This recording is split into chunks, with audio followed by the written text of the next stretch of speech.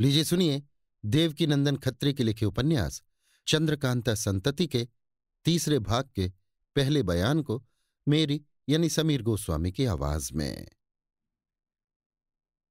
पाठक समझ ही गए होंगे कि रामशिला के सामने फल्गु नदी के बीच में भयानक टीले के ऊपर रहने वाले बाबाजी के सामने जो दो औरतें गई थीं वे माधवी और उसकी सखी तिलोत्तमा थी।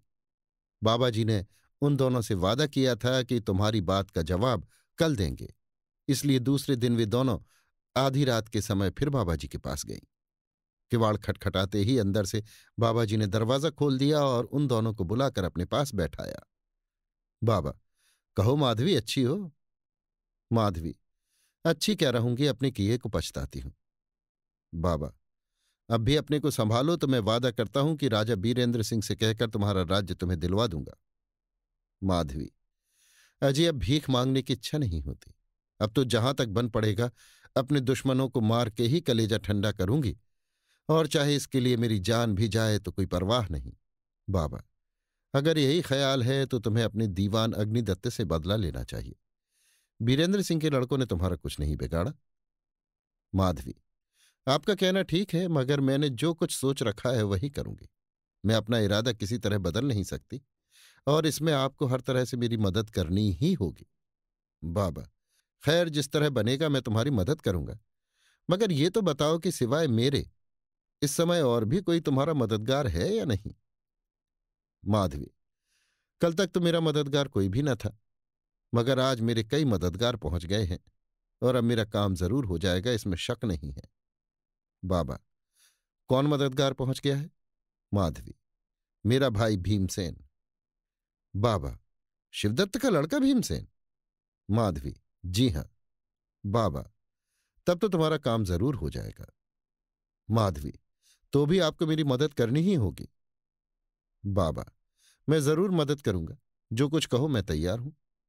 माधवी, कल भीमसेन उस मकान में जाने का उद्योग करेगा जिसमें किशोरी रहती है। उसने मौका पाते ही अपनी बहन किशोरी को मार डालने की कसम खाई है। अगर कल वो उस मकान के अंदर किसी तरह जा सका तो जरूर ही किशोरी को मार डालेगा। फिर मुझे किसी तरह का तरद्दुद न रहेगा और न आपसे मदद लेने की ही जरूरत पड़ेगी। लेकिन वो उस मकान के अंदर ना जा सका तो जिस तरह हो आपको ऐसी कोई तरकीब करनी पड़ेगी जिससे किशोरी उस मकान को छोड़ दे। बाबा, भरसक तो मेरी मदद की जरूरत ही ना पड़ेगी। माधवी, ऐसा न कहिए, अगर उस मकान में कमंद लगाने की जगह होती तब तो कोई बात ही न थी, अब तक मैं अपना काम निकाल ली होती। बाबा, हाँ ये तो मैं भी जानता हूं कि तुम्हारे पिता ने उस मकान के बनवाने में बड़ी कारीगरी खर्च की है, मगर तो भी भीमसेन ने उसके अंदर जाने की कोई तरकीब सोची ही होगी। माधवी, जी हां, देखना चाहिए कल क्या होता है। बाबा, अच्छा अब तुम परसों मुझसे जरूर मिलना। अगर तुम्हारा काम हो गया तो ठीक ही है, नहीं तो चौथे दिन मैं सहज में ही तुम्हारा काम कर दूंगा। बहुत अच्छा, कहकर माधवी वहां से उठी और अपनी सखी तिलोत्तमा को साथ लिए अपने डेरे पर चली आई। माधवी के चले जाने पर थोड़ी देर तक बाबाजी कुछ सोचते रहे। इसके बाद कुटी के बाहर निकले और दो चार दफे जोर से ताली बजाई। यकायक इधर उधर पेड़ों की आड़ में से चार पांच आदमी निकलकर बाबाजी के पास आए और एक ने बढ़कर पूछा, कहिए क्या हाल है? बाबाजी ने कहा, आज अब तुम लोगों की कोई जरूरत नहीं है, जहां चाहो चले जाओ, मगर कल 1 घंटे जाते जाते तुम लोग यहां जरूर जुट जाओ। एक, क्यों, खैर तो है? मैं बिना हाल सुने जाने वाला नहीं। बाबा, अच्छा तो फिर सुन लो कि कल क्या होगा और हम लोग क्या करेंगे। सभी को लेकर बाबाजी कुटी के अंदर गए। किवाड़ बंद कर नामालूम क्या बातचीत करने लगे। अब हम उसी मकान में पहुंचते हैं जिसमें किशोरी और किन्नरी का डेरा है, या जहां इंद्रजीत सिंह को लेकर कमला गई है।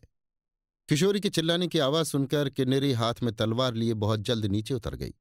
कमला ने किवाड़ खटखटाया है, दरवाजा खोलना चाहिए इसका ख्याल तो जाता रहा और इधर उधर किशोरी को ढूंढने लगी, मगर इसे ढूंढने में उसने ज्यादा देर न लगाई। 2 ही 4 दफे दालान और कोठरियों में घूमकर वो लौटी और सदर दरवाजा खोलकर कमला को मकान के अंदर कर लिया। दरवाजा खुलने में देर हुई, इसी से कमला समझ गई कि भीतर कुछ गोलमाल हुआ है। अंदर आते ही उसने पूछा, क्यों, क्या हुआ? जिसके जवाब में बदहवास किन्नरी केवल इतना ही कह सकी, दरवाजा खोलने के लिए किशोरी नीचे उतरी, मगर न मालूम चिल्लाकर कहाँ गायब हो गई। कमला ने इस बात का कुछ जवाब न दिया। उसने सबसे पहले छत पर जाकर कुंवर इंद्रजीत सिंह को कमंद लगाने में मदद की। जब वे और तारा सिंह ऊपर चढ़ाए तो उन दोनों को भी साथ ले वो नीचे आंगन में उतर आई और किन्नरी की तरह ही संक्षेप में किशोरी के गायब हो जाने का हाल कहकर इधर उधर ढूंढने लगी। ये सब बातें थोड़ी ही देर में हो गईं और अंधेरा होने पर भी बात की बात में कमला ने नीचे की कुल कोठरियों में किशोरी को ढूंढ डाला। परेशान और बदहवास इंद्रजीत सिंह उसके साथ घूमते रहे। ढूंढते ढूंढते कमला जब उस कोठरी में पहुंची जिसकी पीठ खंडहर की तरफ पड़ती थी तो यकाएक चांद न मालूम पड़ा। भीतर घुसी और तुरंत निश्चय हो गया कि खंडहर की तरफ से कोई दीवार में सेंध लगाकर इस मकान के अंदर घुसा और ये आफत मचा गया। उस खुलासा सेंध की राह से ये चारों आदमी भी बाहर खंडहर में निकल गए और वहां एक विचित्र तमाशा देखा। अभी आप सुन रहे थे देवकीनंदन खत्री के लिखे उपन्यास चंद्रकांता संतति के तीसरे भाग के पहले बयान को मेरी यानी समीर गोस्वामी की आवाज में।